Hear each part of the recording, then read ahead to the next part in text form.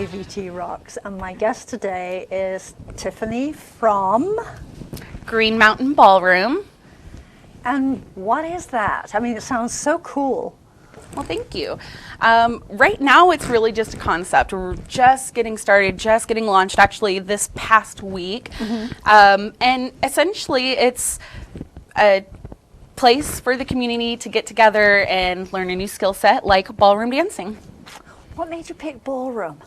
So I've actually been in ballroom dancing. I became a professional competitor at the age of 15. Wow. I got certified as an instructor at 16, and to allow myself to compete around the United States and the world, I actually, the second I got certified, started to pay for my own private school in high school so that I could travel around and miss more than the state wanted me to miss of public school. So I paid my way through private school and competed, won a few titles, kind of moved up through the ranks of a really big ballroom franchise called Fred Astaire Dance Studios.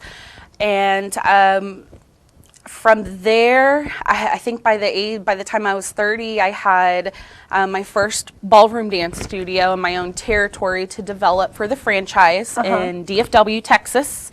I guess I should probably say Dallas, Fort Worth, Texas. Not sure a lot of folks around here know what DFW is.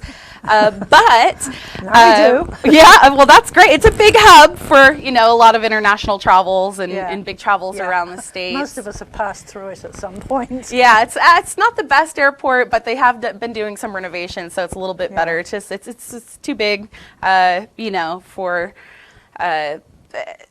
for easy travel, I guess you could say. How on earth did you wind up here? How did I wind up here? Yeah, okay, so in the good old Northeast Kingdom. Yeah, my husband and I sold our studios about 5 years ago, right before COVID hit. It was lucky for us, but obviously in financing the studios to the new owners, that it was a little difficult. We were very, lenient and patient with them because of the extenuating circumstances, obviously. So we sold our studios. We both had to start a new career. My husband ended up going into construction and ag and turf sales. Because believe it or not, in the Fred Astaire franchise, a lot of the training that our dance instructor gets is actually how to market themselves and how to sell themselves, how to sell lessons. It's not something that a lot of people up front see the full value in until it's something they've been doing for a while. And he started working with a company named United Northeast. We moved up to Maine about 2.5 years ago. Lived there for a little while, got acclimated from the Texas weather to the New England weather. I do actually have some family over there. My father grew up in Massachusetts, so I had some distant family in the area. I was kind of familiar with it. It was nice getting to see, where my dad grew up and all of that. And after living in Portland for a little while, we started looking, we started looking for a new house to lease, and it was just very difficult. So we got permission from his company that he could be based out of any branch. And I found a property here, and we came out and saw it, and we absolutely fell in love with it. Did a little bit of research, which is when I saw your show and you're interviewing Linda. And we just fell in love with the people that we had met in the short amount of time here. My husband met all the folks that were working in this office, and we loved it. It's stunningly beautiful. There's so much outdoors activities to do. We wanted a small town, kind of a homey feel, and that's what we felt immediately. Yeah, I mean, it's been very warm and welcoming since we've been here. So how long have you been here? Since August. Okay, so this is your first winter or your first introduction to winter here. We're not in winter yet. No, I keep telling myself that. Yeah. We're not too worried. We have a few from Maine, a few winters under our belts. You'll be fine. That was still a little bit bigger of a city there outside of Portland. So it's a lot bigger. Yeah, I mean, it is substantially larger. You'll love it here. You will love It's just winter. so beautiful. I don't even get out and drive a whole lot myself. I usually ride with my husband because I literally just love looking around and enjoying the scenery so much. I don't want to get distracted while I'm driving, so I just do passenger princess. And he's a dancer too. He is. He doesn't advertise it as much as I do. He's kind of a burly man, so he's more into men's, I guess, hobbies. And it's quite funny, actually, when a lot of people that have met him within our recent years find out he was a professional dancer, and they can't even believe it. But he was my favorite dance partner, so still is. Yeah, because one of the hard things about being a ballroom dancer is you have to have a partner. Yes, yes. And that means finding somebody who you can dance with well, but who also has the same availability as you do. Yeah, and it is very difficult. That's actually a common question I get a lot. And it's, do I have to have a partner to take lessons? Well, no, you would dance with myself and or my husband on the lesson. So learning to dance, you don't have to have a partner, though it does help if you are a single student and you can find someone to pitch in for lessons. It does help financially, but then you do add timing, and scheduling does become a little bit more hectic. And one thing that we do that I think kind of sets us aside from a lot of I call them big ballroom dance studios is, you know, we really take each individual person and create a plan that's for them. So our single students, I push a little bit heavier for them to do things like our group classes and our practice parties, because there we all trade partners throughout the entire class or the entire partner or entire party. So you don't have to necessarily come with a partner to be able to enjoy the dancing. Whereas, you know, when you go out in public, especially if you're a single lady or gentleman, you'll have the confidence to dance with anyone because you individually know how to lead or follow. It doesn't really matter if the person that you're dancing with knows how. That's actually great, because that was always something that was challenging. As you can tell, I'm not from around here. I love the accent. Thank you. But I've been here a long time.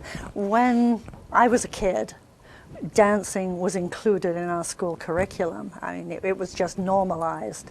And that was sort of international dance or country dance or local dances, because every region had its typical dances. Like a heritage style dancing? Yeah, I guess you'd call it that. Things, you know, like Scottish traditional or English traditional. And ballroom, or some ballroom, was always included in that. Most of us hated it because we were anywhere from sort of 6 years old to 10 years old. You didn't want cooties? Well, we didn't mind cooties so much, but the girls were way taller than the boys at that point. We just couldn't get our little heads around it. We could do the other dances. We all liked to dance. We could do the other dances that involved a lot of movement, a lot of fast movement. But that was complicated. It was really hard getting us engaged. Yes, especially in other countries. So there's two forms of ballroom dancing, and there's an international style, and then there's American style, which we do teach both. The international styling is a little bit more what I call conservative, because you stay in a dance position the entire time. You very rarely break. You can change positions, but you're never really like open. And in American style, there's a lot more, I'll say, freedom of movement, because you do open up and come back together, and you can, you know, turn the lady out by your side and do something with her off to your side, where in a lot of international styling, it's not necessarily the same. There's always some sort of body contact included in that. So I could see how, you know, as a young child, that probably, I've actually taught several cotillions in the past, and hopefully that's something we can bring here for our young children, is not only learning good manners and chivalrous behavior, bringing that back in, but also teaching the kids how to dance and how, just really how to have the confidence to get up them and be themselves. And to be comfortable in your body to do that. So when we were older, we did have to do it again. I mean, because we were expected to know how to dance, and that was how dancing was. I think that's fabulous. I wish we could get that in the schools. And it actually brings me, my ultimate goal is more of a 10 to 15 year goal, is to turn Green Mountain Ballroom and bring the industry to Vermont. Is I want to have the first accredited trade school for ballroom dancing in the United States. It doesn't currently exist. There's been a few attempts.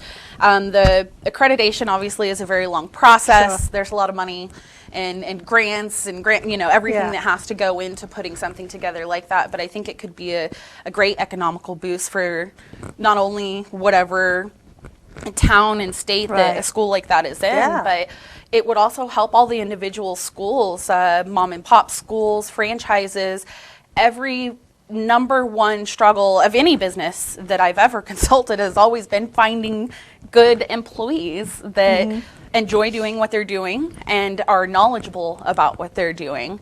Yeah. So having a trade school that could develop these young professionals, not only if they want to go into a franchise system, but possibly open their own school independently, how to do that and use other people's experiences, where Yeah. right now it's hard. I mean, as a business owner, I spent tens of thousands of dollars in hours and hours and hours training each individual, whereas if I can find Americans that are willing Yeah. and wanting to learn, that have already gone to school, that already have a Yeah. basic training, it definitely becomes a lot easier to be able to spread the joy. The more teachers we have, Right. the more students we have, the more people out in public are confident with How what they're big doing. is the ballroom dancing world in America?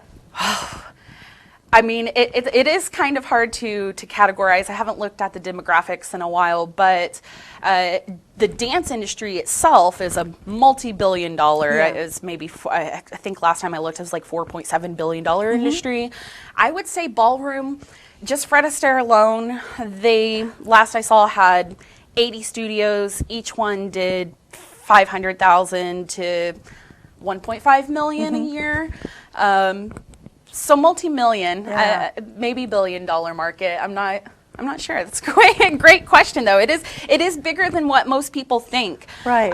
Especially since really going to date myself here, but since the shows have Don't come worry, out, you won't be dating yourself as old as I am, so carry on. since the shows, Dancing with the Stars, and Yes. a few of these others come out, Tony So Dovolani. so you think you can dance? So you Which think actually, you can I dance? love that show. Yes, I absolutely love that show. There's very talented. I think Yeah. the people on Dancing with the Stars are talented too. Yeah, but some of them are not, but that's okay. That's the whole point, is Yeah. really to show that Yeah. the biggest difference in, I think, when people see shows like that, they get all excited and they come in. They don't realize that learning a choreographed routine is very different than learning to It's social hard. dance. Yeah. A choreographed routine's mapped out. You practice the same thing Yeah. over and over. You build that muscle memory, where social dancing, there's free to, like, you choose as a leader what steps you're going to do. So you got to Yeah. have a repertoire. You got to know how to move your partner. Yeah. And the lady has to know how to follow. So, Yeah. well, Yeah, no, I think it's really interesting. When you talk to younger people, are they interested? I feel like I haven't talked to younger in a while. I think it's hit or miss. Yeah. With my studios in Dallas-Fort Worth area, we did have quite a large number of students. In fact, several of the professionals in the Texas area right now were once upon a time my husband and I's students, starting off at a very young age. Anywhere, I think our youngest student was 3. And it's quite amazing at the things that these young, impressionable kids can pick up so much faster than adults. That But doesn't surprise me in the least. yeah, they don't have all the bad habits and Right. posture and things like that we have to go through and fix. They have nothing to pull from, so And it they is a don't little have bit easier. limits. Yeah, exactly. So I would say it's definitely more of an adult thing, because a lot of kids, I'd say 14 and under, don't want to dance necessarily with someone else. Right. So the style in which we teach them is usually just one-on-one with the Yeah. instructors, not necessarily in a group format. Where 13 and up, Yeah. they love it. I mean, they either come in. I have one student in particular. She was 12 when she first started with me, way back, and she's one of the top ranked professionals in Fred Astaire franchise right Yeah, now, because right. she practiced so hard, but when she was first coming in, she hated it. She used to think her mom was torturing her, and me and her mom would just like laugh every time. You know, she'd get a little upset, but I mean, she loves it now. She's paid her way through college. She didn't have to get scholarships. She didn't have to, you know, start her life in debt or have her parents pay for it, all because she learned to ballroom dance. Yeah. How did you get into it? I walked into a dance studio, which later I found out used to be Patrick Swayze's mom, and he grew up there dancing, which is pretty interesting. It's torn down now. Makes me really sad when I drive by in Houston. But it was called Westside Dance Center, and it was one of my first jobs after being a lifeguard. I thought I was going in for an interview at a dance studio to teach children ballet, tap, and jazz, which is what I grew up dancing.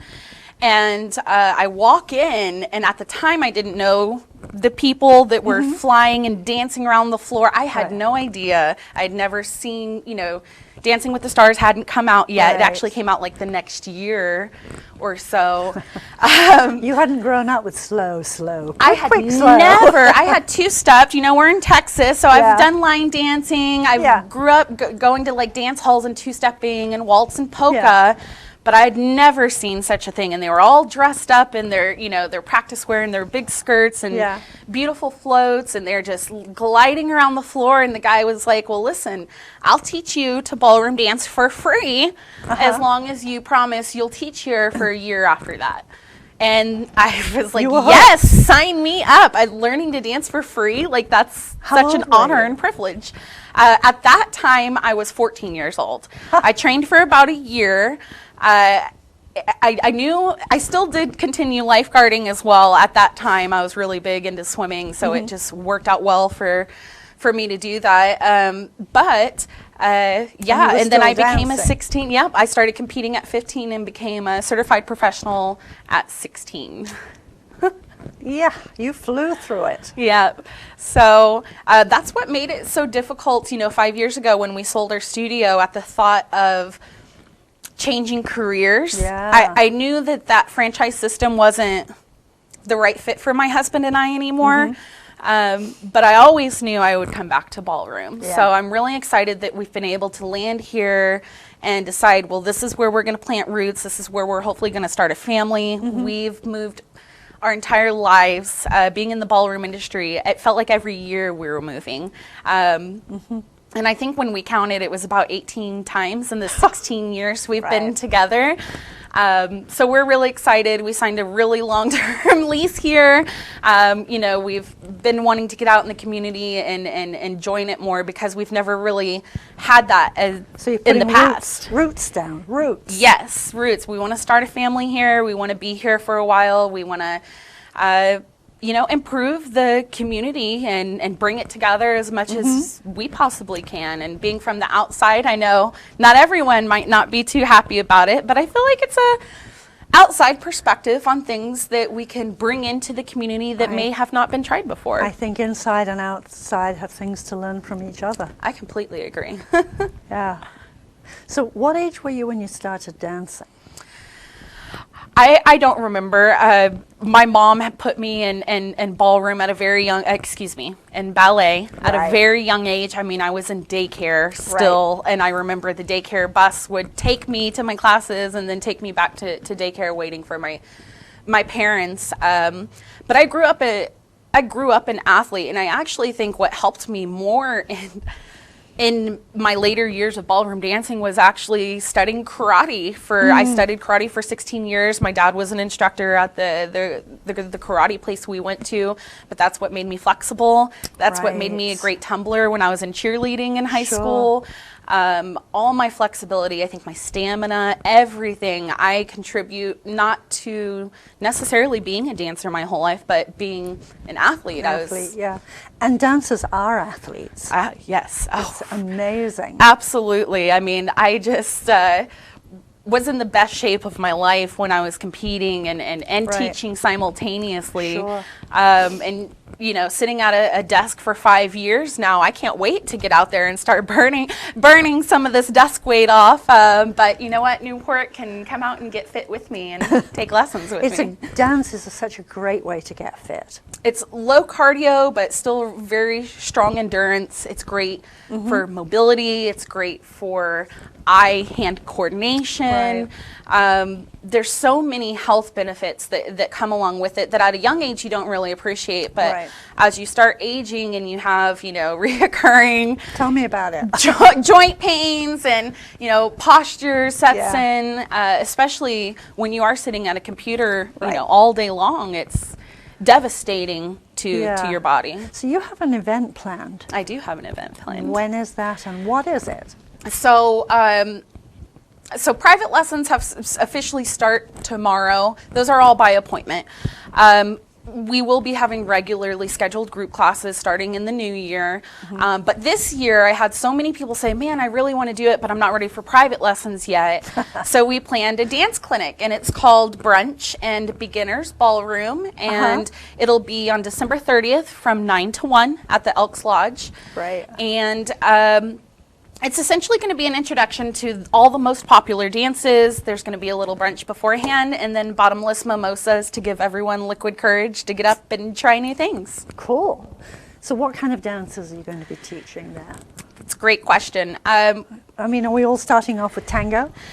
So the first 30 minutes is actually stretching mobility.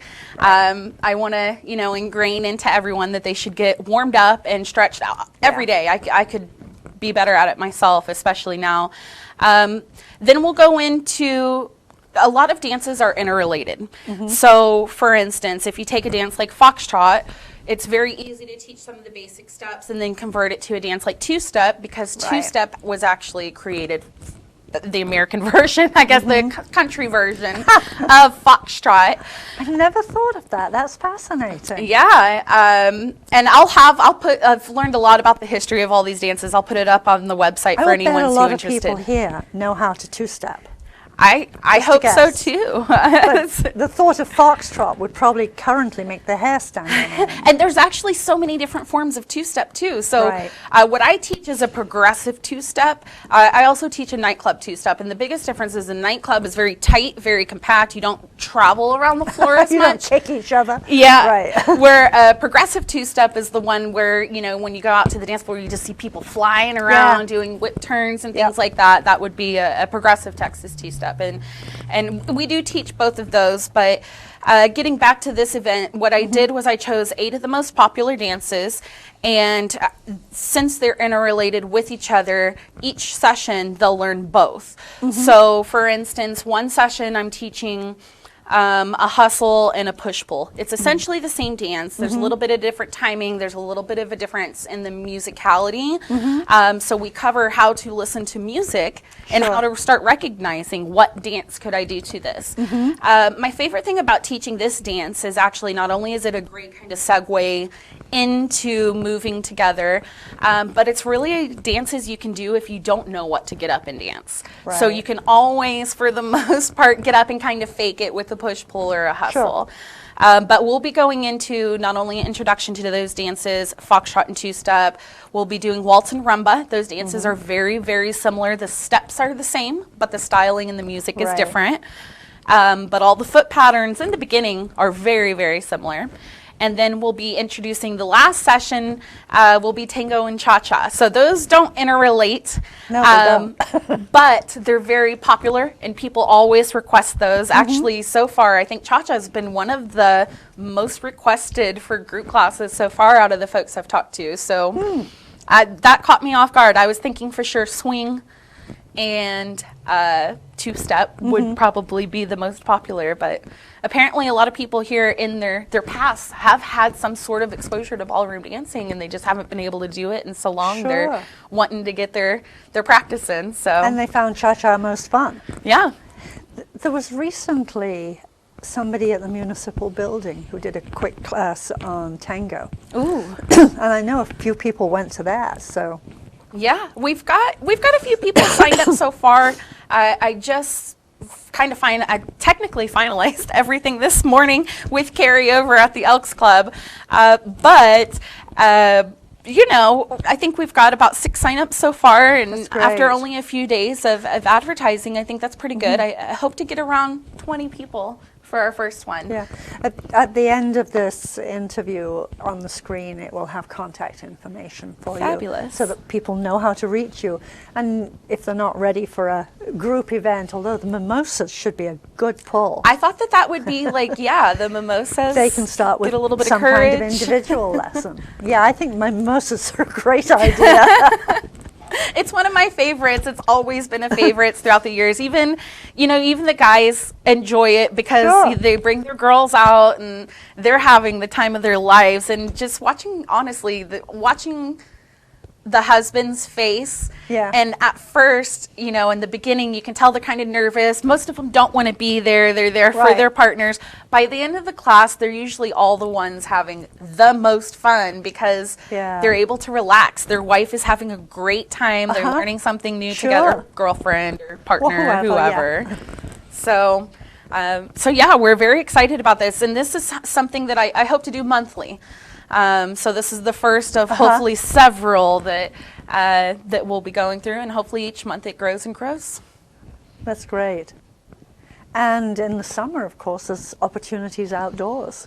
Absolutely. Well, I've got my eyes on the music by the water event that I think just started. Wednesdays on the waterfront. Wednesdays on the waterfront. They're wonderful. I didn't get to go to any. We moved here I think our first week here, I think was the last week they were doing it, and I was just way too overwhelmed with unpacking and everything. Yeah. So we used to do events like that out in Kemah in Texas, and it was huge. I mean, there's hundreds of people there already enjoying the band. During the band's intermission, we would go out and teach a few steps, and by the end of the night, everyone was up on the dance floor. It was just a wonderful interaction and time to spend with the community. So meeting the 2 women who put together the Wednesdays on the waterfront would be on your agenda as well. Yes, definitely. That would be great. Yeah, that would be a lot of fun. Yeah, I think so. A lot of people have enjoyed it in the past, so I really look forward to getting the opportunity to meet folks like that put these events together, really, and just and you're also talking about opening a studio. Yes. Do you want to tell any more about that, or is that still a secret? No, it's not a secret. There is a commercial space that I've been looking at here in town, and I do plan. I mean, my entire life since I remember walking into the dance studio, ballroom dance studio, my first time, like I could see myself growing old in a dance studio. Like that's kind of how I imagine my retirement is never really being fully retired because, I want to be training professionals and coaching and doing choreography. So hopefully that comes to fruition. Like I said, I have my eye on a certain location. Really, this is what I've got going on with the Elks Club. It's great for them. They have a lot of their mission is very similar to some of my personal beliefs. So I think it's a great place to not only test the market and build a base clientele, but also just get to know the community and see if it's even something the community wants. It might not be, which would be fine with me. There are other opportunities, other places, but obviously this being the place that we are settling down. My husband works right down the street at this United Ag and Turf. It would be great to see that come to fruition. Yeah, and I think probably, like a lot of things, growth is slow. Yes. But it still grows. Exactly. And you're offering something that's really different and new. Yeah. Which is the attraction. Yeah. And it's also the challenge. Yeah, I hope those are both the things that that I hope to bring to this area is just kind of that intrigue. Well, what is it? Maybe we should try it out. People come in, end up loving it, and more so that they're able to use it, that it's a useful skill that they can go out into the world when we're not there and still enjoy themselves, where maybe in the past they'd be sitting at a restaurant eating and then they leave. Well, maybe if there's a band playing or there's live music or even just music on the speakers, they feel confident and comfortable enough to just get up and enjoy themselves and enhance their evening that it already was, potentially wonderful. And I'm sure for those who are already learning dance, it's an opportunity to learn something different. Absolutely. Ballroom dancing is a great supplemental activity for golfers, learning to isolate their hips from their rib cages. Ice skaters during off season, we've done lots of ice